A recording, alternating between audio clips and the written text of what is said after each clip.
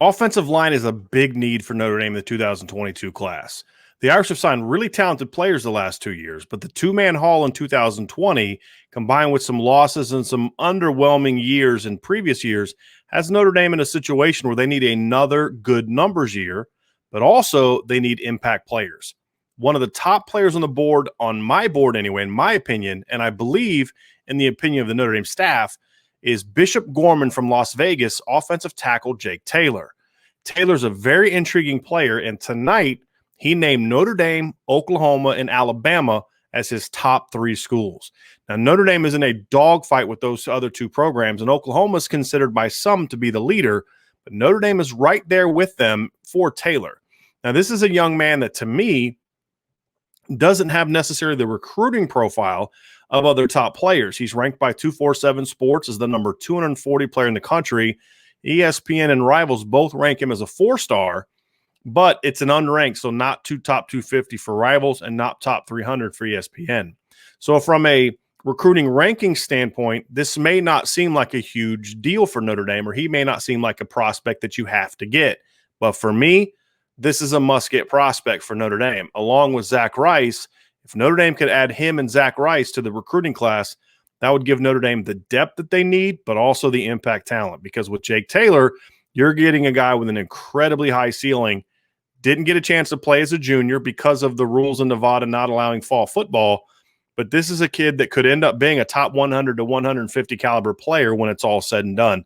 This is a guy that you're really going to like if you break down the film. And what I like about him is he's kind of got that upside that you look for in really a top offensive lineman. Here he is in this clip I'm going to run as I'm talking.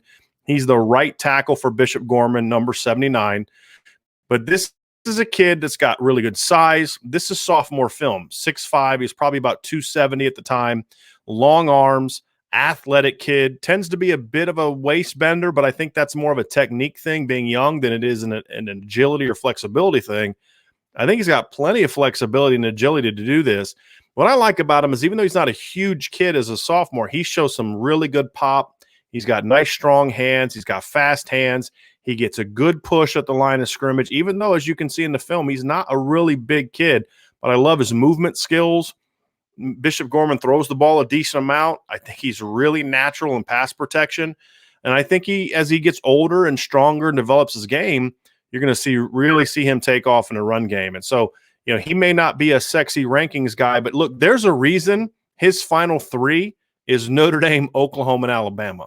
I would argue there aren't any better programs in the country than those three when it comes to developing and recruiting the offensive line in recent seasons.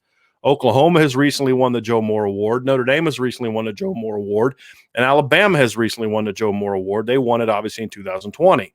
So when those three schools are recruiting a kid who ranks as only, I think, the number 240 player in the country, I think you should probably maybe side with those coaches and those programs a little bit more than the recruiting rankings. The fact of the matter is this is a very, very talented player. If Notre Dame can overcome those top two programs and get Jake Taylor in the class, it would be a truly, truly tremendous pickup. So getting in his top three tonight was really big for Notre Dame. He recently announced a virtual tour that he did with Notre Dame. Getting him on campus hopefully is going to be important. Hopefully that opens up at some point in time soon and they can get these young men on campus. And that's kind of where Notre Dame and a lot of programs are going to be in a little bit of trouble here with the 2022 class because they've been on a dead period now for almost a year. So a lot of these young men haven't been able to get on campus. So getting him on campus is going to be important. But this is the kind of kid that Jeff Quinn, Tommy Rees, Brian Kelly, the whole offensive staff needs to make a priority along with Zach Rice. There are other good blockers in this class, so it's not a do-or-die situation. But if you want to talk about getting the maximum talent in a class, then Jake Taylor is going to be a part of that. So making the top three is a great first step. The next step for Jeff Quinn, Tommy Rees, and the rest of the Notre Dame staff is going to be closing with this player who I believe, when it's all said and done and the final rankings come out, is going to be one of the top players in the country.